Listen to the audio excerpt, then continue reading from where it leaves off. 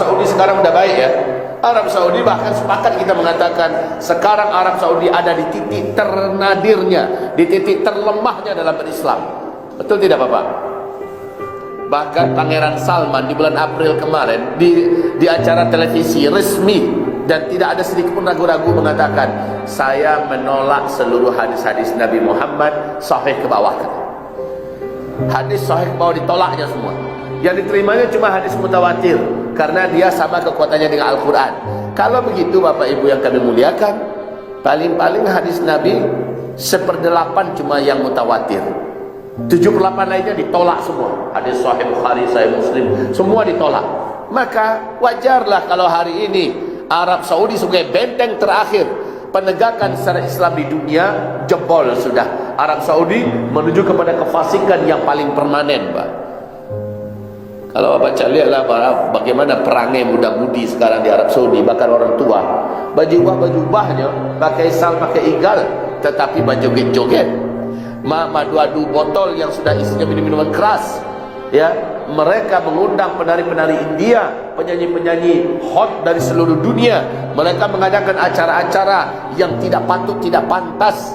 Bahkan di Indonesia pun masih kita katakan itu tak patut, tak pantas, tapi dibuat di sana.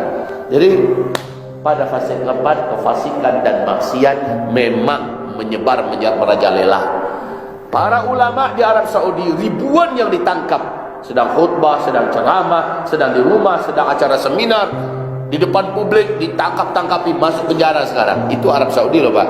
Setelah sebelumnya seluruh negeri Arab berlomba-lomba menangkapin para ulama. Ya, agar Bapak Ibu mengetahui keadaan kita sekarang ini. Nah, kalau para ulama-ulama yang lurus-lurus ditangkap-tangkapin, apa yang terjadi berikutnya? Kedua, kefasikan, dolalat, aliran-aliran sesat diciptakan oleh Barat, diceritakan, didanai oleh Eropa, ya, dan sengaja dimunculkan sampai kepada tingkat aliran-aliran yang mengkafir-kafirkan semua kelompok di luar kelompoknya, ya, semacam ISIS dan sebagainya. Mereka ini ditopang sehingga pada akhirnya umat ini pecah-pecah, lalu sesat. Banyak umat ini yang menyimpang dari jalan yang lurus. Kalau pemerintahan Islam yang berdiri di dunia, tugas pemerintah yang terkuat adalah menutup pintu-pintu maksiat dan menjaga rakyatnya, umat Nabi Muhammad, jangan sampai sesat dari jalan yang lurus. Ini kewajiban pemerintah. Tetapi fase keempat ini bukan pemerintahan Islam yang memimpin dunia, bukan. Saat ini pemerintahan yang ada di muka bumi, kata Rasulullah, mulkan jabariyah. Sampai di sini tatangko nak pelajaran awak Pak. Lai tatangko. Iko jangan katakan karih nak pelajaran duyama. Bukan masalah karih. Ini pelajaran akhir zaman. Kalau pelajaran akhir zaman memang suntikannya agak sedikit ekstrim, supaya kita juga tidak tanggung-tanggung hati kita menghadapi akhir zaman ini. Kalau Bapak Ibu sepakat, Ibu setuju, maka otomatis Bapak Ibu juga akan mengeluarkan semua potensi untuk mempersiapkan diri, menyelamatkan hu anfusakum wa ahlikum nar. Jaga dirimu, jaga keluargamu dari api neraka Allah Subhanahu wa taala. Tidak main-main, Pak. Pak, setelah kesesatan menyebar di mana-mana, maksiat juga beredar. Bapak Ibu sudah tahulah bagaimana moral anak-anak kita sekarang, Pak, ya. Jangankan tingkat kuliah, SD saja sekarang sudah berhasil dan bisa anak SD yang lain. Nggak tanggung-tanggung di depan kawan-kawannya rame-rame, karena ada tonton yang mereka tonton. Mereka dengan leluasa bergaul dengan handphone. Sesuatu yang paling kami khawatirkan, kita khawatirkan, para pendidik generasi paling khawatir dengan handphone di tangan anak-anak. Dan hari ini karena daring ke daring, ya, apa yang mereka sebarkan dengan COVID dan sebagainya, akhirnya mereka dapat mengambil momen yang tepat untuk menghancurkan generasi. Kefasikan, kemaksiatan betul-betul sudah menjadi pakaian kehidupan. Maka bertahan pada akhir zaman ini luar biasa berat. Hadis Nabi tentang betapa beratnya umatku yang berislam pada masa itu, kata Nabi. Berat. Saking beratnya, orang yang sabar di antara mereka, orang yang istiqomah di antara mereka berhak mendapatkan 50 kali lipat pahalanya para sahabat masa ini, kata Rasulullah waktu itu. Allahu Akbar. Itu tanda apa, Pak?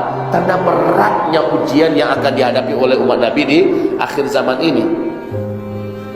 Para sahabat masih ada Nabi Muhammad.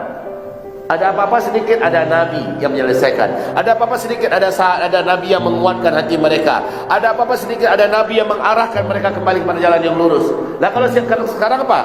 Apa yang terjadi? Siapa yang mengiring umat? Siapa yang mengarahkan umat? Umat yang tanggung-tanggung ngaji, umat yang tanggung-tanggung menuntut ilmu, maka mereka sangat mudah dibawa sesat. Betul ya Pak ya? Bu? Bapak, Ibu yang kami muliakan. Jadi kesyirikan seperti yang Allah firmankan dalam Al-Quran surat An-Nur ayat 55, di akhir zaman kesyirikan seperti atmosfer di mana-mana terhirup oleh umat Nabi Muhammad. Di mana-mana, bahwa dosa terbesar nomor 1 dari seluruh dosa besar yang ada, bahkan bisa menyebabkan orang lepas dari Islamnya, adalah syirik.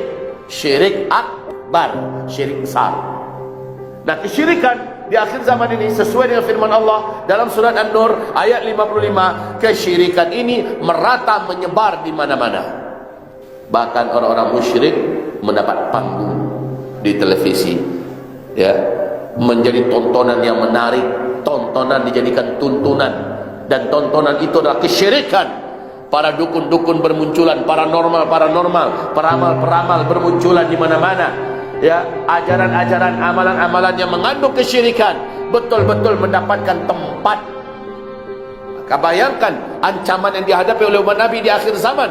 Bayangkan anak bapak ibu, ya, di mana para dukun-dukun, para ahli-ahli sihir bermunculan dalam bentuk-bentuk yang perlente, tampang yang gagah dan gaya. Lalu mereka mengatrasikan kemampuan sihir mereka, menyebabkan banyak mahasiswa-mahasiswa, anak-anak muda tertarik dan ikut belajar, tertarik dan ikut menjadi pengikut sekte-sekte yang seluruhnya menjadi abdi-abdi setan.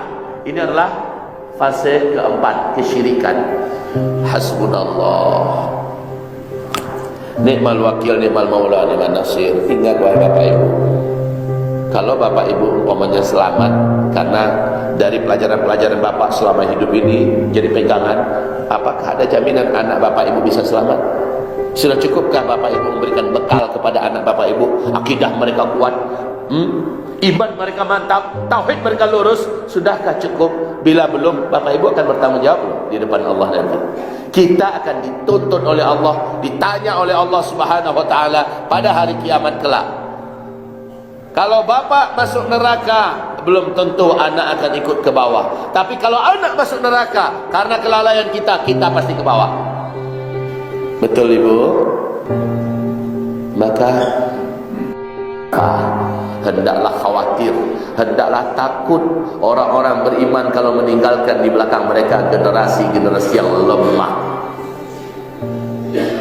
Lemah yang paling dikhawatirkan di sini adalah lemah agamanya, lemah akidahnya, lemah imannya, lemah tauhidnya. Ini yang paling dikhawatirkan.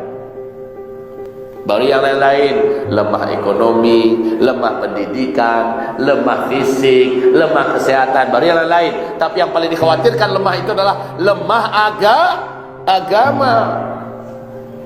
Kalau kita miskin di dunia, tapi agamanya kuat, insya Allah surganya selamat. Dan itulah kehidupan kita sesungguhnya.